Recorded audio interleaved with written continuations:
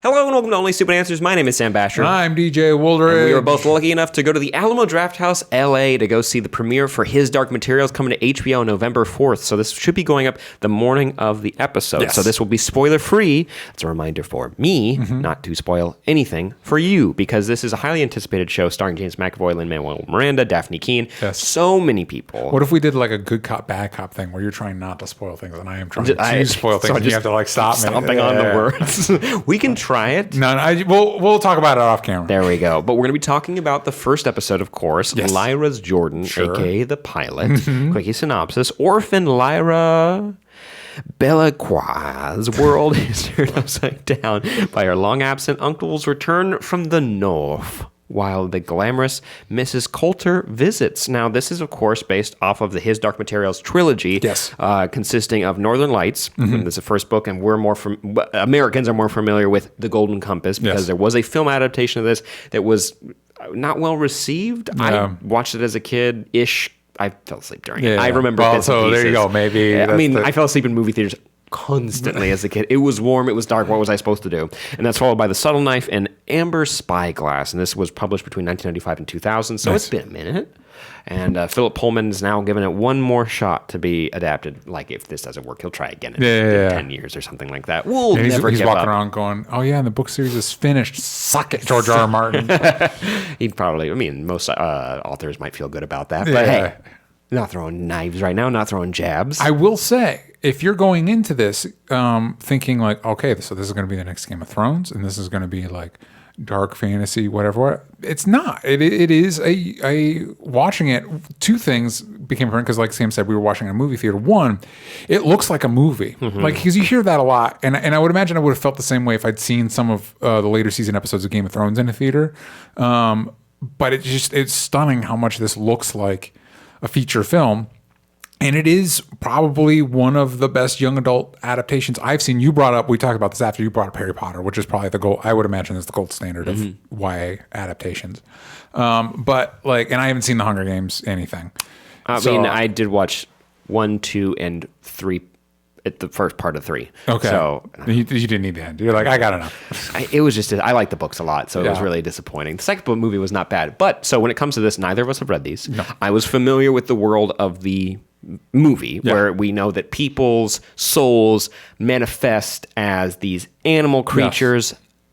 When it comes to terminology here, let's be fast and loose. All right, we're not going to get everything. I think right. in the show they call it demon. They call them demons, yeah. and they just are these companions that are always with you. And when you're a kid, they're able to shapeshift into different animals. And eventually, when you become 18, it picks The a fun shape. stops, and it it stays. It was one thing. Yeah. If anyone got a fish, that would blow. Yeah, if you yeah. don't live anywhere near the coast. But hey, what do I know? Could be cool to have a shark as one. So. Yeah.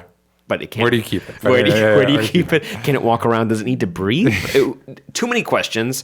But yes, we're walking around in this It's like in Pokemon where you have like one of those water Pokemon and you throw it out and you're like in the try to middle of fight the with it. desert and you're like, where's this thing going right now? Yeah, in the world, it just sits there. Yeah. Except Anyway. for Magikarp, that one doesn't do so well. Flops around.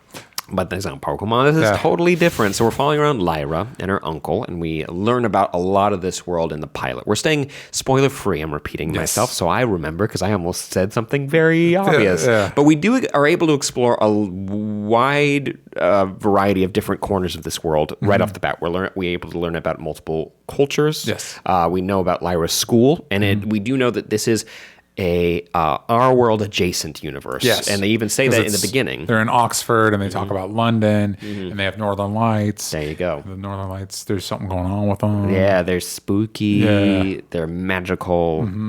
Dust. Yeah. Well, spoilers. We can't get into say dust. I don't know what any of it means. I will say that like it looks great and Dafne Keen's amazing. So is James McAvoy. Yeah, I mean, but always, you know what Yeah. I mean? With Dafne Keene, I was wondering, like, maybe she was just good as X-23, as Laura. As a silent killer. Yeah, and Logan. But, like, no, amazing in this. We're so talented. Very glad that they picked her up for this. But it is heavy laden with all that YA. It's like, apparently YA books can't just escape the gravitational pull of, like, a lot of fictionally named things and, like, backstory to their backstories and all that stuff. And it's like...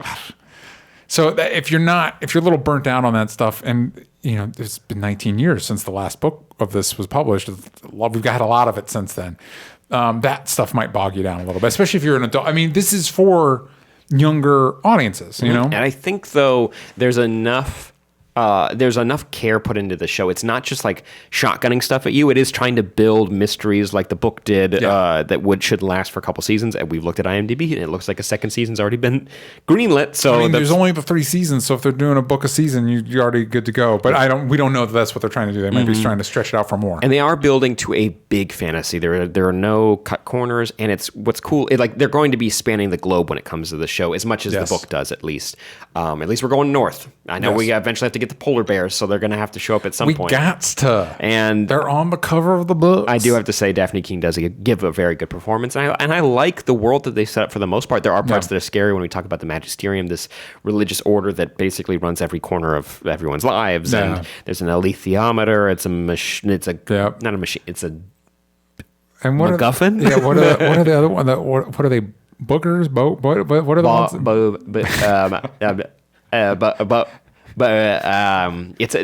It's bogans. No, it's like that's a word. Yeah, it's baggers, something. Dufflers, Duffer brothers. The Duffer brothers are gonna come get you. Gobblers. They're called gobblers. Gobblers. But you know what? All the animals and spirits look demons. Excuse me. Yeah. They all look very cool. Hers is, especially when it comes to which I thought it was just this, but I guess since it can transform, the little ferret thing. I'll give you a shout out. A stout. Yeah. Super cute. God, it's so cute. And I like the personality it has that feels grounded to an animal, but also it talks. So it doesn't. One person has a bird, and those are always tough to make talk because all they can do is. It's just like a slate that goes up and down. You can't really make it move more. Yeah. But overall, it works pretty well. And James McAvoy's snow leopard. It's the coolest. Always going to look cool. Always the coolest. You must feel so... when it finally picks its shape, it's like, oh my God, I cannot wait. And somebody had a bug. Yeah. So, they can be anything, which is such a bummer that, your brother gets, a snow leopard, and then you come home and it's it's a beetle now, but, my birthday's not for, a couple more hours, so it could still, change. And then she becomes friends with that woman that's an associate of her uncle's, right? And it's so I think if I saw and again, I've only seen the first episode, so I only know the information that's been given there, but if I saw mine she gets this monkey, and you've seen it in the trailers, I'd be like, oh shit, I'm a bad guy, aren't I? I can own my decisions, even if I feel like they're good. They're probably not great. Yeah, but she does give a great performance, and actually there's a really funny scene between Dafne Keen's friend, Lyra's friend, and herself when they're at a banquet meeting each other for the first time. That's very funny. Oxford College looks amazing, the way that they're able to shoot and all the locations that they have. I can't wait for Lin Manuel Miranda to become a bigger part of the show, as well as James McAvoy. It feels like because they're bigger names, they might not be in it as much, but there's not that many episodes in the first season, so we might not be wasting too much time. The world is interesting, and I will be watching more episodes of this.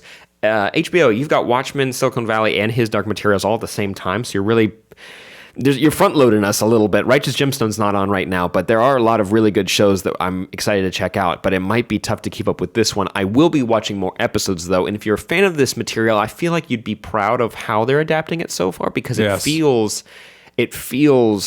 faithful for the most part, and it does not skimp out on any of the terminology that you got in that original series. You're going to be hearing all those words, all those strange names, all these mysteries that you're going to need to unpack. It feels almost like a Lindelof show with the mysteries, like a J.J. Abrams mystery box show where you have to set up all these rules right up top. But no, it feels unique to itself, and I'm willing to give it more time to unpack this mystery. Agreed. I don't think we're necessarily the intended audience, although I do really appreciate HBO for broadening what it does. You brought up HBO Family, and obviously that's Sesame Street, but I think a lot of people were feeling like this was them trying to recapture some of that Game of Thrones stuff, but it's a very different thing, and I think it's cool, especially with HBO Max on the horizon, branching out what the type of material it creates. And I like you, I am engaged enough that I want to check out a few more episodes, because if nothing else, they're doing really good work, and they've got really talented actors on board. I agree. I honestly, with this first pilot, just because